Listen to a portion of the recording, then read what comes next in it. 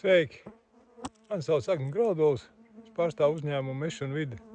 Ikdienā nodarbojos ar meža īpašumu apsaimniekošanu, sniedzu konsultācijas par mežsaimniecību. Un arvien ilgāk strādājot mežā, es arvien nonāku pie dziļākas pārliecības, kad pie mūžīgā meža principa mežs pats var atjaunoties, un tad var skatīties uz dažādām koku sugām, kā viņas dzīvo, un kaut ko no tā visa izmantot arī praksē. Šobrīd būs tāds stāsts par ozolu mežu, kādā veidā viņš attīstās no maza līdz lielam. Vienkārši uz vienu mežaudzes piemēru.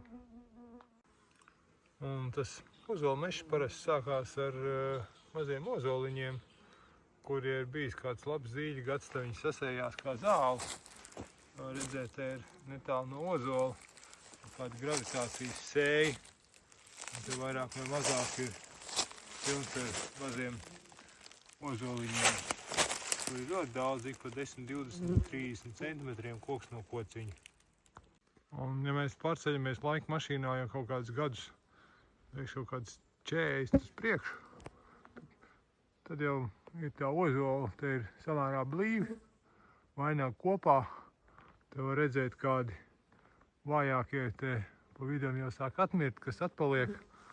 Redzēt, kad ir viens resns ozols, viens stievs. Stievais jau ir miris, resnais izdzīvojis, un redzēt, kā ozola mežs pats sevi dzen uz augšu. Un tas ir sākums tādiem ozolu mežam. Te viņi joprojām daudz, kaut kādi 4, 6, 7 metri starp kokiem, un ir slēgts vainags būtībā.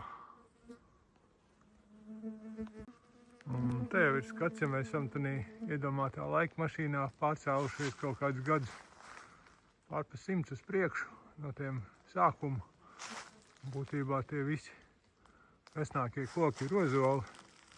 Viņi joprojām notiek retināšanās, var redzēt tas stumbens, kas nolūdzas, vājākie jau atlūst un paliek jau samērā reti.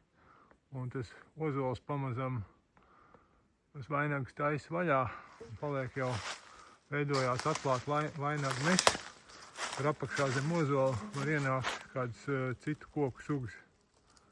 Būtībā tā ir tāda stadija, ka to ozolu lēnām var vērst vaļā arī mežsaimnieciski, kaut kādu daļu izzāģēt un daļu atstāt vēl augt. Ozols ļoti labi pats visu parāda, kādā veidā viņš grib augt. Un pārceļoties laika mašīnā kādus 300 gadus uz priekšu, tad ir jau tādi milzīgi vareni ozoli, kas ir pārpa metru krietni diametrā. Te ir viens, pēc kādiem metriem 20 ir nākošais. Tur kaut kur iekšā tālākais tam priedēm ir metriem 30 vai 40 vēl kāds. Būtībā te ir tāds redzēt, kāda notiek tā meža sukcesija. Ekoloģiskā ir jau ienākuši iekšā kādas citu koku sugas, te ir pa vidu kādas spriedzes ieaugušas. Būtībā tas ozols lēnām iedod vietu kādām citām meža sugām, un kaut kādā citā meža daļā atkal viņš aug.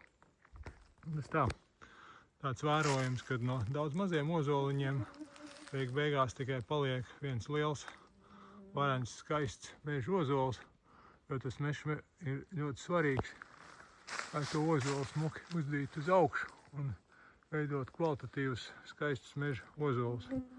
Tālāk, kad tas ir meža īpašnieka izvēlē, vai tas ir skaistumam vai zāģbaķim.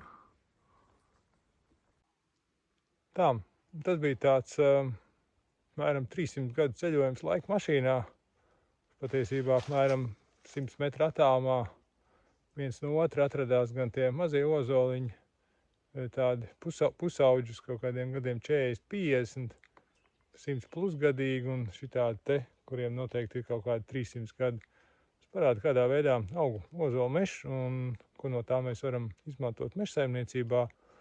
To, kad ozolam sākumā ir jāaug cieši, lai veidotos smuki taisni stumbri, un tad lēnām tā audze ir retojama, un tad kādā veidā arī cilvēks var palīdzēt iedotam ozolam viņš ir pietiekoši taisns garš, vairāk rūmus, tiem spēcīgākiem kokiem vājākos izzāģēt. Un ozols ir tāds būtībā ideāls mūžīgā meža koks, kurš aug, pēc kā 300 gadi, tad izaug, varbūt vēl lielāks var izaugt. Tā, jums interesē kāda platlapa meža apsaimniekošana, vienkārši konsultācija par mežu. Meža apsaimniekošanu, to es visu nodarbojos, arī meliorācijas sistēmu uzturēšanu, mežu atjaunošanu, kopšanu un kādas citas mežsaimnieciskas darbības. Zvaniet, jautājiet, labprāt palīdzēšu. Strādāju Kurzemē, un man kolēģis strādā Vidzemē. Paldies! Tā, tiekās mežā. Man kontakti tur lejā. Un šeit neliels bonus fragments, ja mēs pārējām no saimnieciskā meža uz dabas daudzveidību, tad ozols ir lielisks miršās koksnes risinājums. Viņš šajam te kritelē varētu būt kaut kādi gadi, nezinu, vismaz 30. Es varu tikai minēt. Un, viņš tāds kļūst no viensugas organismu par uz viņu dzīvo milzumu daudz kas atšķirīgs, ko mēs zinām un ko mēs nezinām, mēs neredzam. Tas varbūt ir maziņš, tās ir mazas vaboles, sēnes, ķērpi un viss pārējais. Tas viss ietilpst meža sastāvdaļā un būtībā ir kaut kāda loma dažādām lietām, kuras mēs pat nezinām.